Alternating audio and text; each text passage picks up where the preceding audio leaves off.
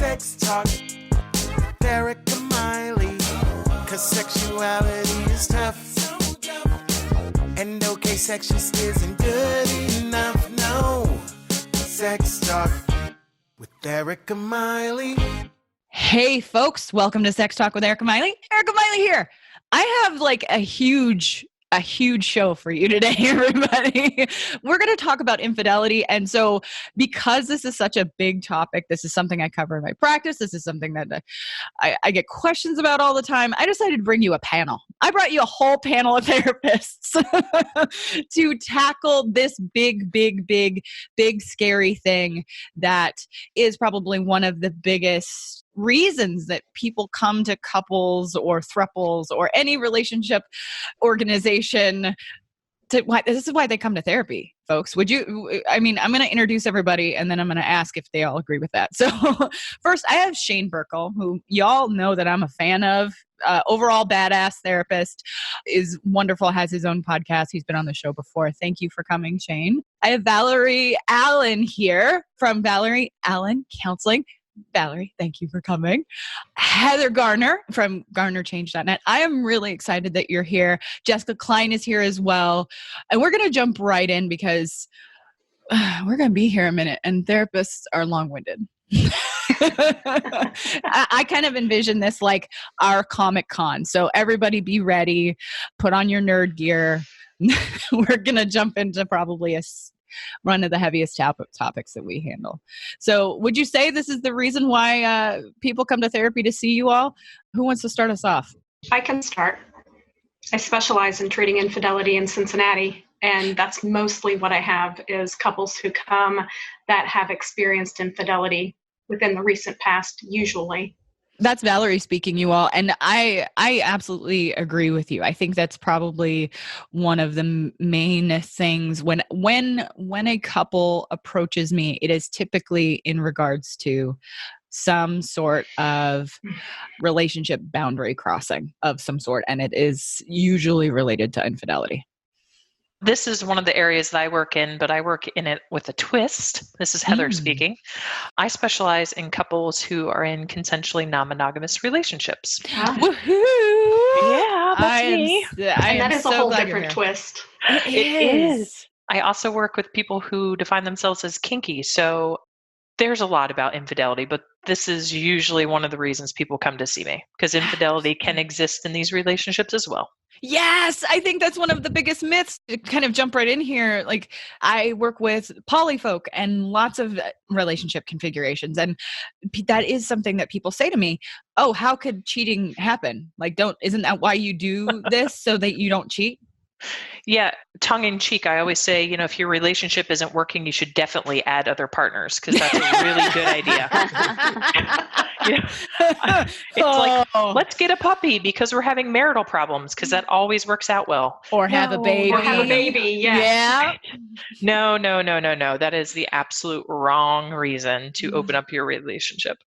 Absolutely. Oh my gosh. I'm so glad we're just like front loading this with that. Oh my gosh. So we're going to jump into lots of things. I'm really glad Jessica Klein is here in particular. We're going to jump into some of the financial issues because Jessica, you're a financial therapist in addition to being a psychotherapist and a sex therapist. Like, I mean, we could just start there. Like, right. do they call you first for money troubles or do they call you first for marital problems?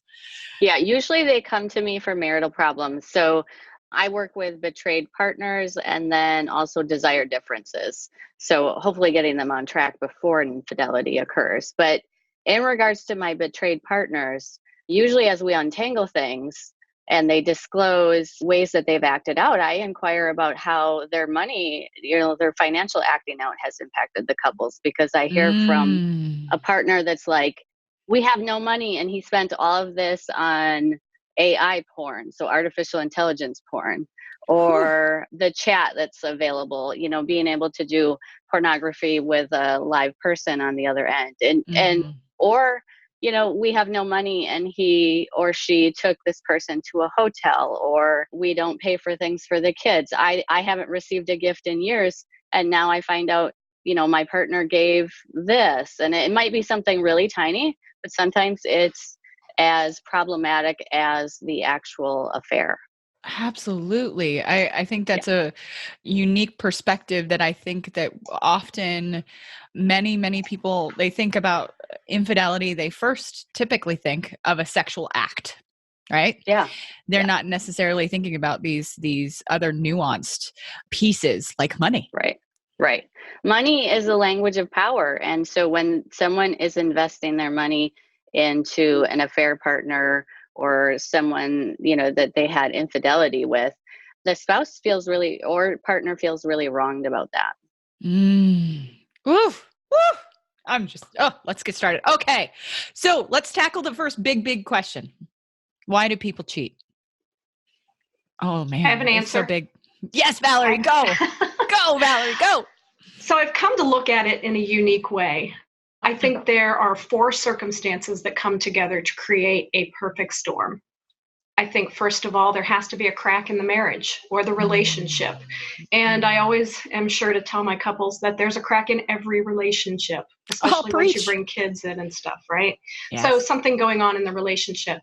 I think even more important, there is something going on in the unfaithful spouse or the unfaithful partner, something in the heart or mind or life that is an insecurity or something.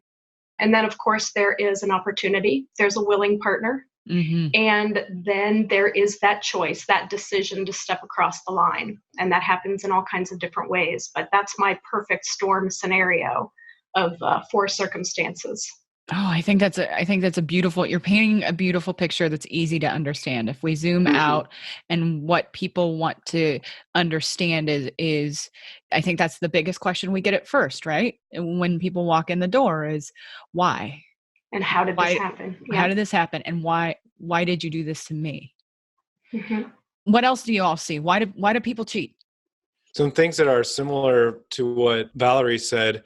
I often think about it is often an issue of self-worth in the person. Yes. If they're not valuing themselves, then they will seek that instead of becoming vulnerable in your primary relationship. That can be really too scary. And these are all subconscious things, maybe not something people would be thinking consciously, but that having a hard time with the vulnerability in your primary relationship, opening up, talking about the problems or the issues that are there, and then trying to seek that out elsewhere. I would say that sometimes that's a lack of relational maturity that is there. Sometimes it's just flat out sex addiction or something like that.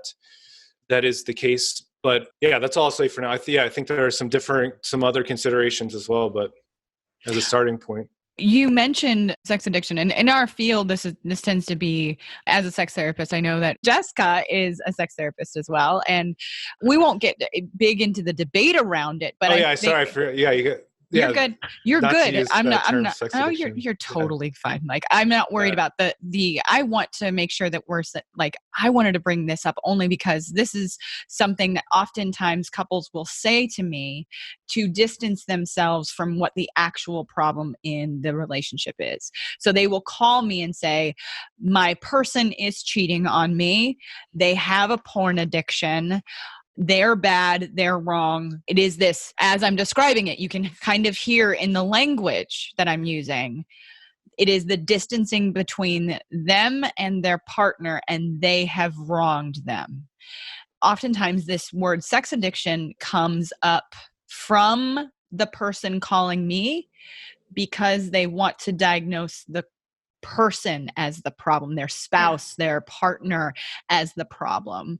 So that's really why I wanted to address it, because do you have another term that you use that would describe when it does raise to the level of pervasive situations that are ongoing, that happen again and again to the person's detriment? I tend to use the words out of control sexual behavior because I am a big fan of, and for those of you out there listening, may be aware of his work, Doug Braun-Harvey's work around out of control sexual behavior is wonderful. But for those of you who aren't therapists or things out there, like, the behaviors are important, but usually when it comes to the relationship issues, oftentimes many of my couples, thruples, they will try to distract from what's actually happening. They will distract and avoid the feelings they're actually having. So rather than saying, I am hurt and devastated from you, to tap into Jessica's example earlier, that you went out with a prostitute and we haven't had sex in 6 months. I'm devastated. I'm hurt. I'm sad. So I encourage people to come back to the feelings. What about all of you? Do you do that? Do you kind of like try to get folks to understand their feelings, or like? Absolutely. Yeah. So let's talk maybe a little bit about that. What are the common feelings you're seeing in your office around infidelity? Well, I think the betrayed partner usually comes in with anger, and you often Yes. have to dig underneath of that to get to the hurt, the disappointment, fear, and that takes some time Absolutely. Whew. because the involved partner usually just sees and hears the anger. Mhm. And then usually the involved partner shuts down and becomes very defensive if all they're hearing is anger and criticism, rather than, I feel really betrayed, I feel really hurt, I feel scared of what this means for our future, maybe for our family, for our finances. Mm-hmm. I have another thought. Shame Oh, yeah. is a big emotion that I see. I was just talking to a couple about this yesterday, because they each have a different kind of shame. The betrayed spouse feels shame because they've been cheated on, because their spouse chose somebody other than them. Sorry, I keep saying spouse because most of my couples are married, but Mhm. partners who have been cheated on feel shame because they feel less than, and they don't understand that their unfaithful partner also feels shame, but from a very different way. I mean, they're the bad guy. They're the person that really hurt someone. So they have their own shame that they're dealing with. And now this big secret that they have been keeping is out of the box. There's a lot of Yes. shame there on that side. Yes. And I think the complexity of what you just described, of how shame can look different for each person Yeah. involved in the Yeah. relationship, is something that is very hard to confront on your own. So therapy for everyone. We're just saying, but right out the gate, everybody go to therapy. Everybody. Therapy. Right. So I think that's a wonderful kind of summation, like that shame piece of one of the more complex feelings that our folks deal with. Mhm. Like, so Yeah. so let's talk about, why do happy people cheat? Ah. Let's jump right into that. And I think maybe sometimes people think that happy people don't cheat. I think it goes back to what Shane and I touched on, was that when you say happy people, mostly I think you're talking about happy in a happy marriage. People in a happy or a happy relationship. Again, I'm using the married terms, but in a happy relationship. And I think that goes back to what's more important to look at is what's going on within the unfaithful partner. And Esther Perel even says that it is so common that there is a loss of some kind in the recent history, either a death or a loss of a job, or something happens, that she screens for it in her assessments because it's so common. And I also find that to be true. That's really interesting. Before, I think we should talk about loss when it comes to infidelity. But did anybody have anything else to add to what Valerie just said? I think that there's a lot more access for a lot of people, whether that is pornography, and some people view that as infidelity, especially when there's an online, it's person to person, artificial intelligence in pornography. So we have a lot more access to that didn't used to be available. And I think that will continue to be a trend.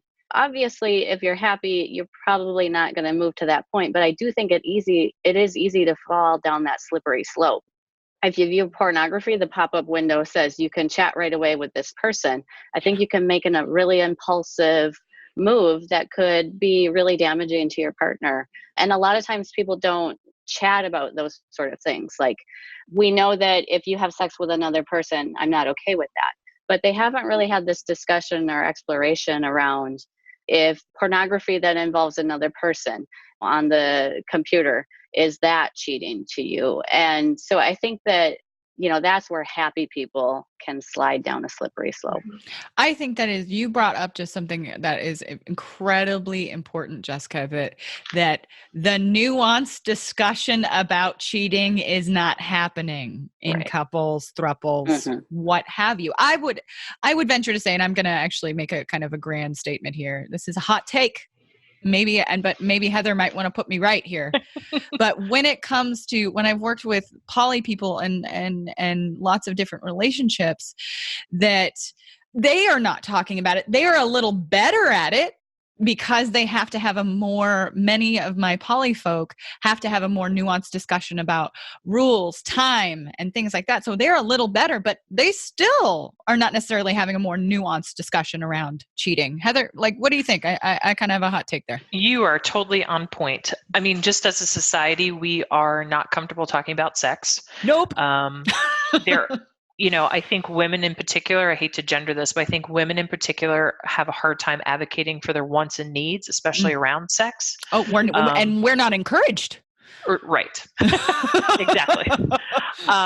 And so to get two people to talk about the scary thing in relationships, which is infidelity, it just isn't happening. And back to your question about why happy people cheat is we're lazy. We as Heather, humans bring in the are next lazy. hot take. Whoop, whoop. Relationships are a daily exercise in patience and compromise and insight and being aware. And some days you just want to phone it in.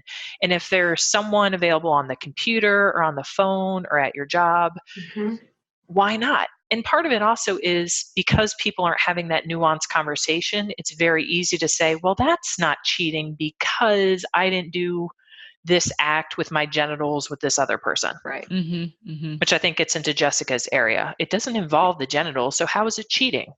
Exactly. Right. And it again speaks to that more nuanced conversation that many relationships are not having. I just had this conversation with one of my other former guests, Dr. Sarah Shavitz. She does love and relationships. That's her gig.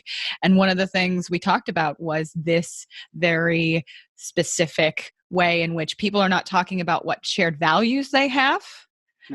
And they're telling each other, especially in online dating world, that they like to travel. Which what are we going to do with that? How do you connect with somebody? Most people like to travel. We're not having these in-depth, nuanced discussions even before we get into relationship. Even once we're in relationship, there's no blueprint here. We're not taught well. So therapy for everyone again. Again. Along with what Heather's saying and everyone else, I think it has to do with how well someone can compartmentalize in their own mind. Yes. If I have this opportunity, it's like me and the ice cream at 9:00 at night. It's like I have this ability to compartmentalize.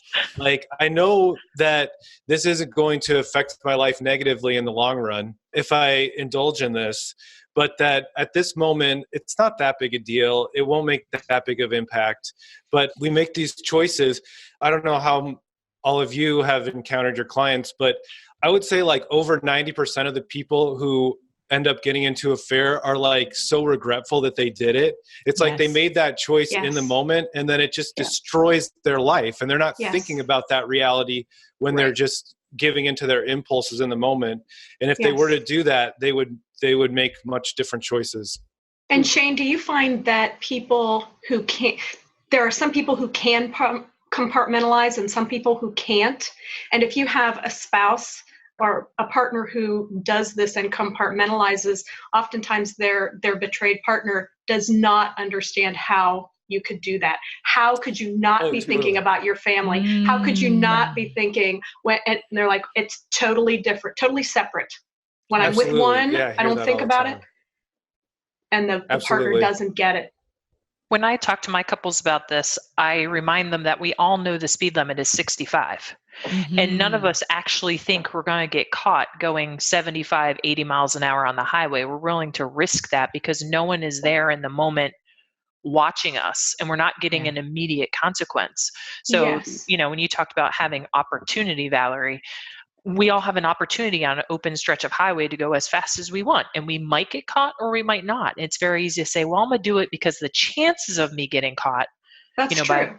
is slim to none, right? And don't you think that risk and reward start going, like, you do it and it's very rewarding. You're getting that dopamine hit, that feel good thing. And the more you get that, the risk, and the more you get away with it, the risk goes down. So your risk and reward goes way off.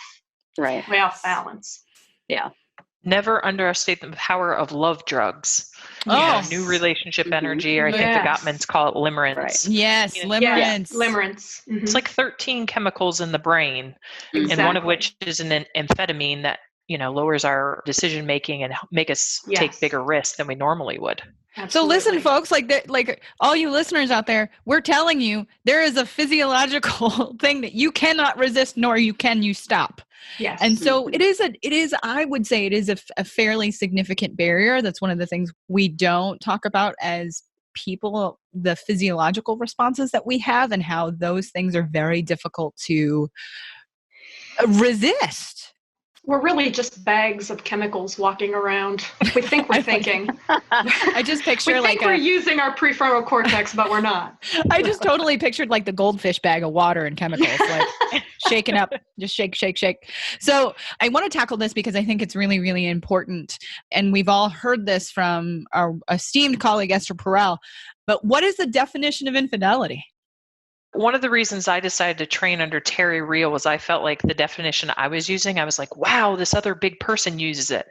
And I say that it's if your partner is not a crazy jealous person and they were watching you over your shoulder doing something and they thought it was wrong and they felt like it was breaking the rules of the relationship, that's infidelity. Yes. Because it's much easier when you're the involved party to say, well, I hope I can say this, but like, well, it was just a blowjob. Oh, or you're well, more than welcome to say blowjob on my show. Okay, good. You can also say fuck, and I'm completely cool with it. Right? Good. I use it a lot. Or you're my new best friend, Erika. It was just a hotel stay, or, well, it was just an emotional affair. It wasn't sex. It's very easy to justify that behavior, but when your partner is watching it, that's where it changes. And so that's the definition that I use with couples. Yeah. I think that's an excellent way to look at it. What about the rest of you? Right. What do you I tell agree. folks? Any conversation, and most of the couples that I work at starts out with, a conversation, it's a friendship, and then it goes into flirting. But once you start talking about things that you would not want your spouse to know that you're talking about, you're crossing a line, and it's so insidious. It creeps up. I think Esther Perel talks about alchemy.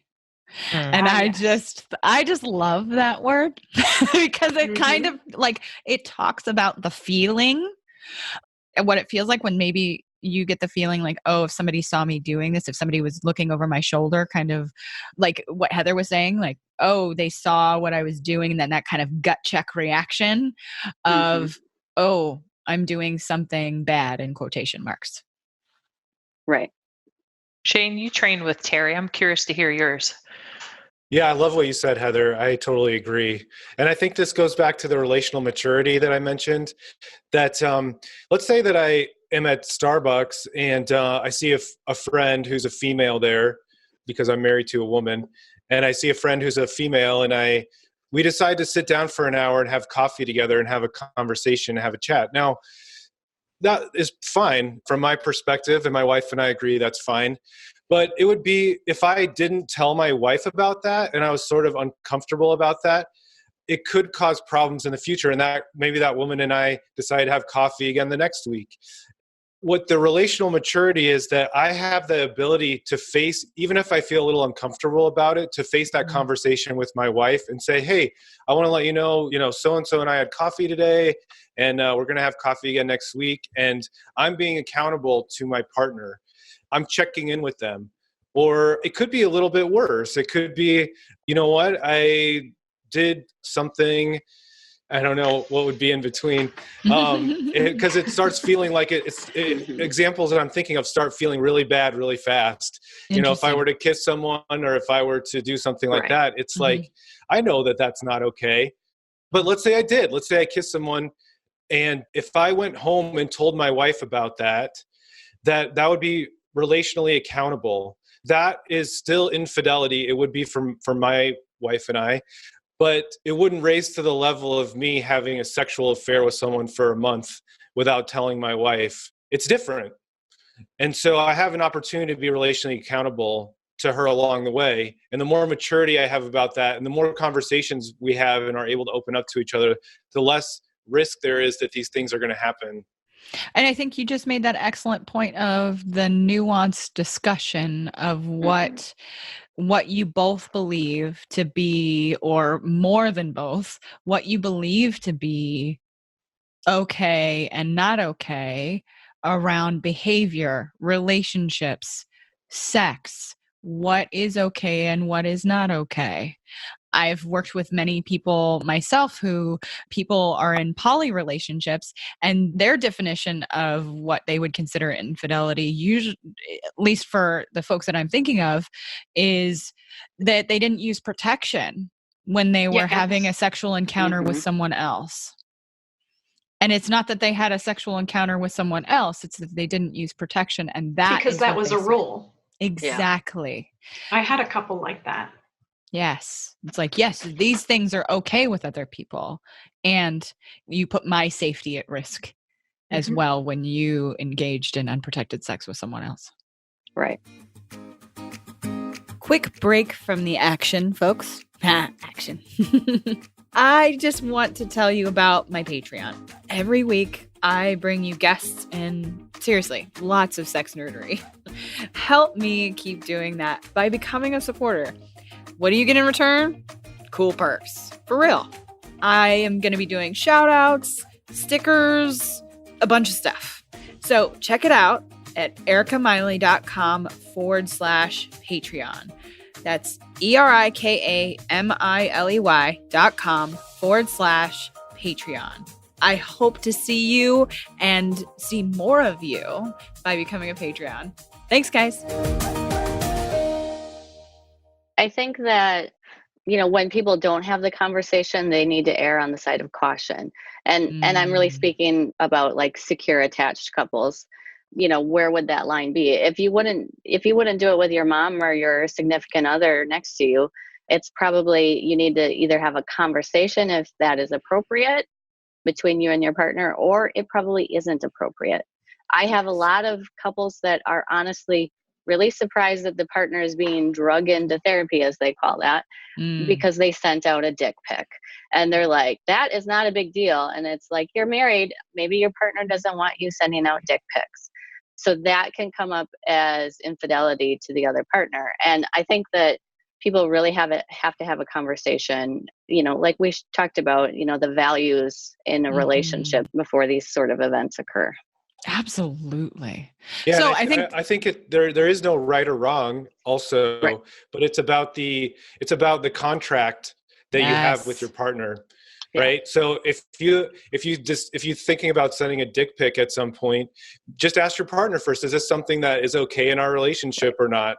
Because you might save yourself a lot of headaches.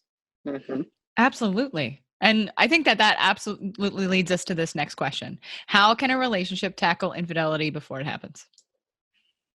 I think the first step is knowing that it can happen, because we go into a relationship blissfully ignorant, and knowing that it happens makes you remain vigilant in your relationship.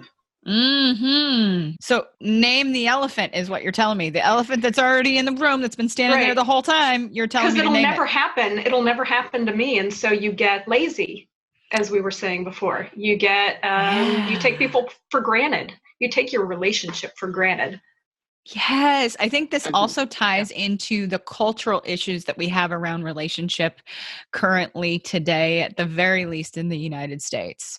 And this expectation that this person is my one of everything. My entire fulfillment is based in this one person. My entire identity is completed in quotation marks. You complete me. That killed it. Well, thank you. Which movie did that come from? You complete me. Why am I failing it? Jerry Maguire. Yes, you. Jerry Yeah. Maguire. Jerry Maguire. I love that it came out of a Scientologist's mouth, who then gave us all therapists business forever in trying to create relationship that completes you as a human. That's not possible. Right. Right. So how do you think that relates to how we can help people identify the risks for infidelity, maybe in themselves or in a relationship before they are dealing with it? I think Valerie's on the right track. I think the data from the Kinsey Institute, and I only know this because I gave a talk, 25% of monogamous couples are reporting that there's been infidelity in their relationship. Yep. And Shane and I were at a talk with Esther Perel where she asked, how many of you have either cheated on a partner or have been cheated on? Raise your hand. How many people come from a family where someone has been cheated on? How many of you have a friend? And I think at the end, everyone's hand was raised. Mhm. So infidelity touches, I think, almost everyone at some point, and not going into a relationship expecting your monogamy or your non-monogamy to protect you from that. Yes. That we all make choices every single day. And, as Esther Perel says, the long term keeps getting longer. And with technology, we have the ability to find a new partner by just swiping right. We have great ability to hide things with all the apps that are out there. And I think it speaks to what Shane has touched on several times, which is about being mature in your relationship and actually being accountable to another human being. And so having conversations, I would encourage couples pre-commitment, whatever that means for them, to have these very subtle, nuanced conversations. If I have a fantasy about another person, do you want to know about it? Pornography, masturbation, sex, finances. I see a lot of couples also that have, financial infidelity. Do you What do think you mean you bought having a fantasy about another person is infidelity? In my relationship, no. In other people's relationships, absolutely. Mm-hmm. So from my perspective as myself in my relationship, no. But in many, many of my clients' relationships, yes. And I think that that's a hard line not to cross. It is. And it is this question and an easy around line to keep to yourself. Right. Like, what monitor are you going to put in my head? Come on now. I think Esther put out like 150 questions for couples about sex. And so one of my couples was working through them. And one of them was like, what was like a really meaningful sexual experience for you? And this person talked about their first sexual experience in my office when they were, 16 or 17. And their partner got very upset that meaningful experience did not include them, although it was like 30 years before they were even in the picture. And me as a person was sitting back like, are you kidding me? Okay. All right. So let's talk about that. What's really going on, that this is a problem for you, because it became a problem that they had another sexual experience that was important or enjoyable that did not include their current spouse.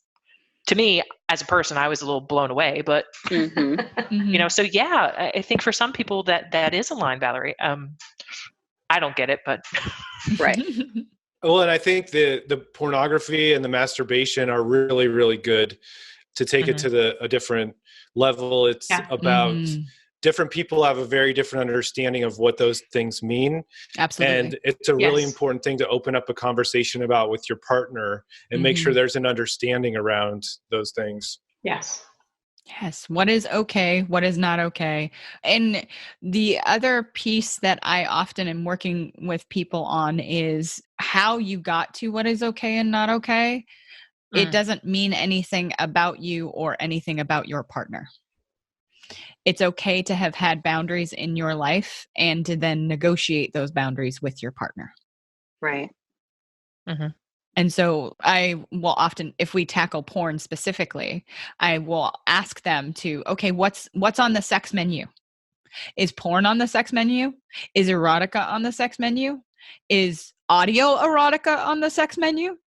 Is masturbation with somebody else on the screen on the sex menu? Like, what is on the menu?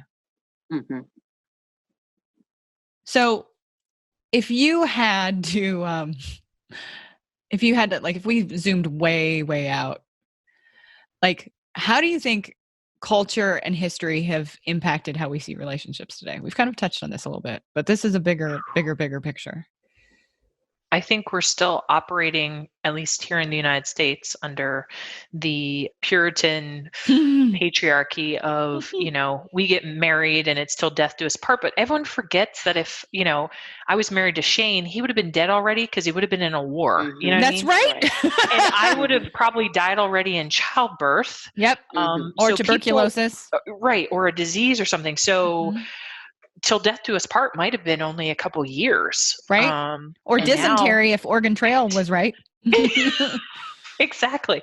So I think it goes back to what you mentioned earlier, that we expect our partner to be our one and only, which is a huge burden for our partners, but it's also a huge burden if we believe that this one person has to do all this for me versus having friends and acquaintances and business professionals that we get other needs met from.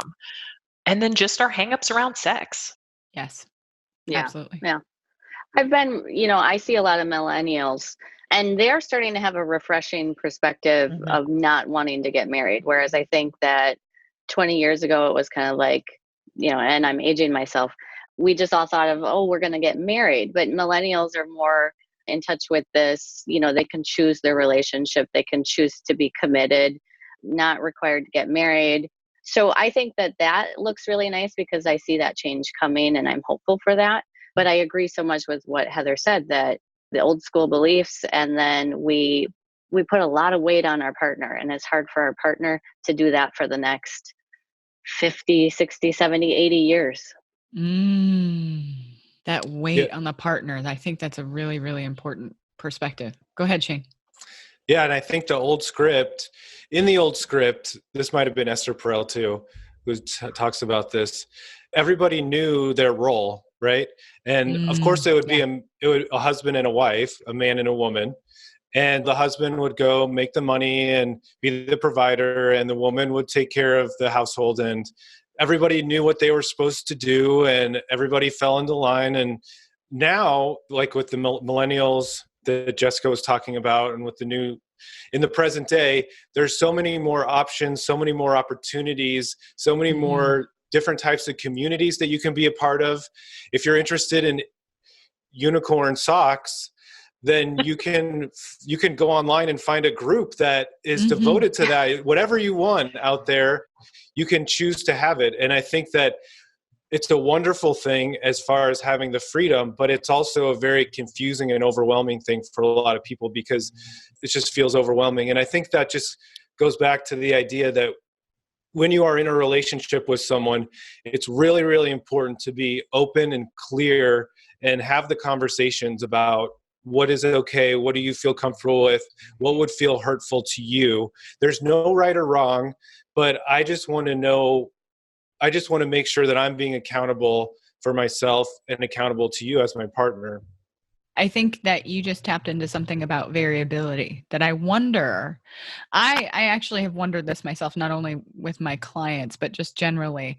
Like, have we kind of hit this area of culture where you have access to so many options as far as partner, as far as the kind of sex you may or may not like? How do you think that maybe even overwhelm, like Shane, you described, like, how do you think that's playing out? Well, we have the ghosted and breadcrumb culture right now where it's very easy to have multiple ways of meeting someone. And then there's, with the connection in the way that's online and less personalized, we have an ability to move away from the pain and the difficulty of ending things. So we're ghosting a lot of people. We're in a really weird spot right now where there is so many options. We can connect with people differently. We can connect in California with someone that likes unicorn socks. Whereas it used to be, I grew up and we didn't have the internet. So that wasn't an option. If I was the weird, girl at school with the unicorn socks and there was no one else there. Now we have so many options, but when we look at theory of choice, it makes it harder for people to choose because there are too many overwhelming options and we have less of that connection. So it's easier to ghost and breadcrumb people. If I can piggyback off that, I think all these things like this, what we're doing right now that have the ability to make us all more relational, I think are actually making us anti-relational. Absolutely.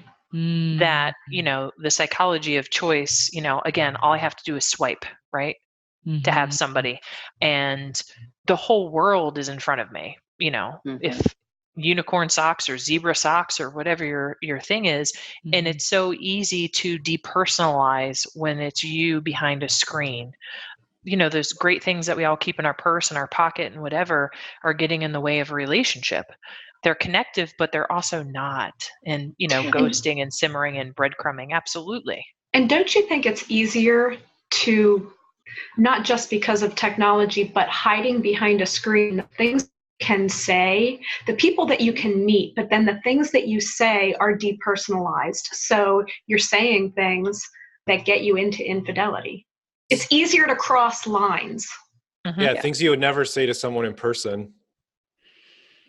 Or the random dick pics that people are sending. Exactly. I was just thinking that. Oh, yeah.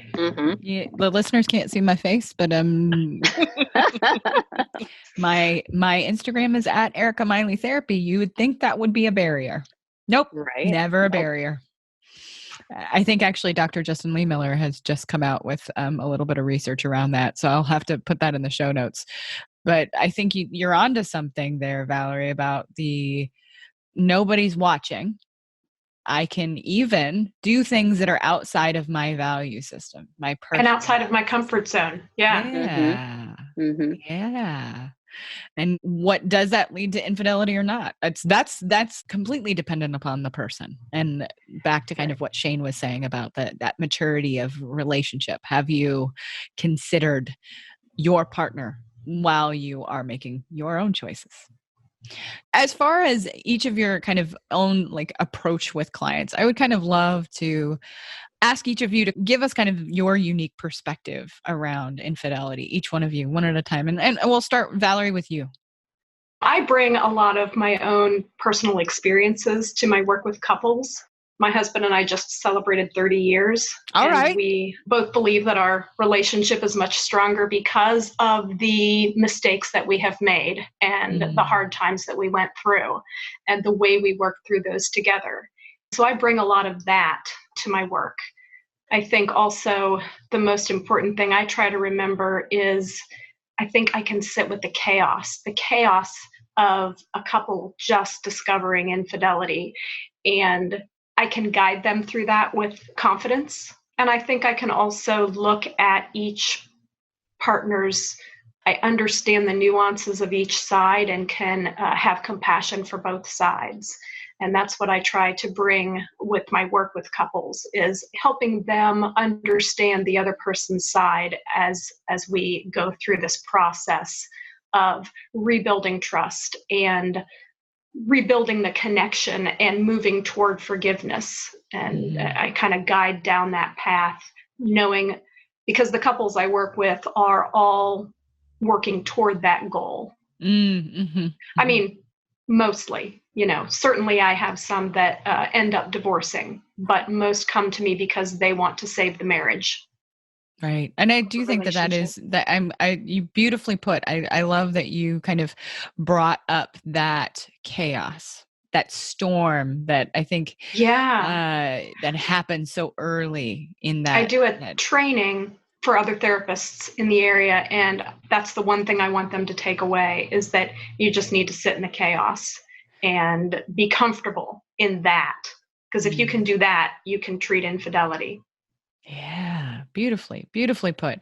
Heather, what about you? What do you think you work with all relationship types and are kink friendly. So how do you feel like your therapeutic approach, what do you bring that's different around infidelity?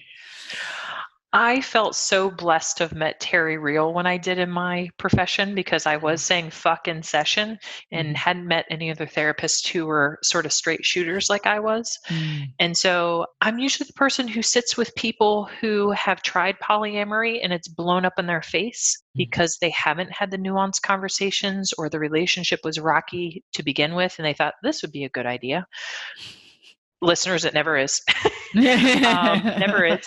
If you didn't hear the sarcasm. Never works out well. And I think, like Valerie, being able to sit in that and say, okay, you really screwed this up. And so now if you wanted to have an open relationship, we're going to have to pause that and we're going to have to repair your relationship if that's what you want to do. And telling them this person that you thought you were having a polyamorous relationship with, your partner's telling you it was infidelity because I know they were actually an affair partner because you were never open to begin with, or you broke a rule.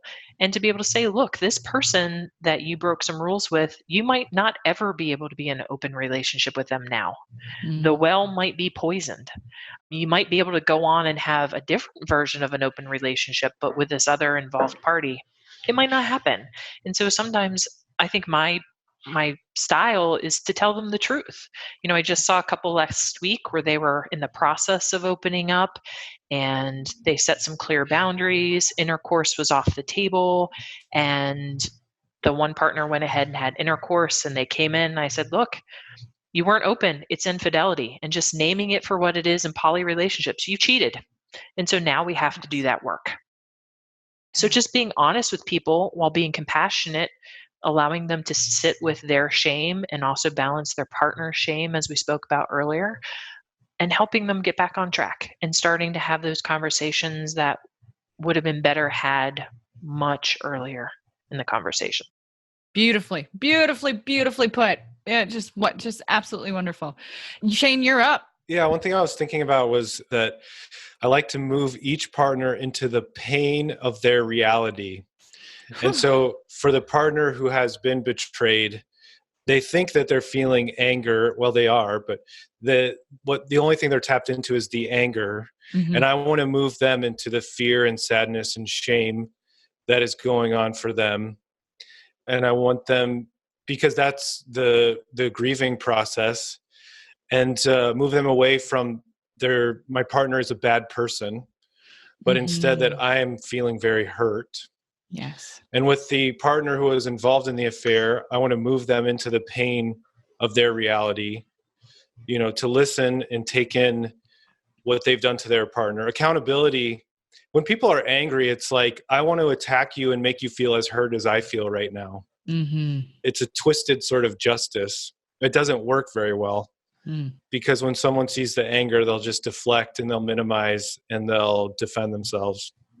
But when the involved partner can start listening to the deeper feelings and take in how hurt they have made the other person, and I'll say something like, it would be helpful for you to imagine yourself waking up in a cold one-bedroom apartment by yourself without your wife and your kids, and it's Christmas morning and you're all alone and by yourself.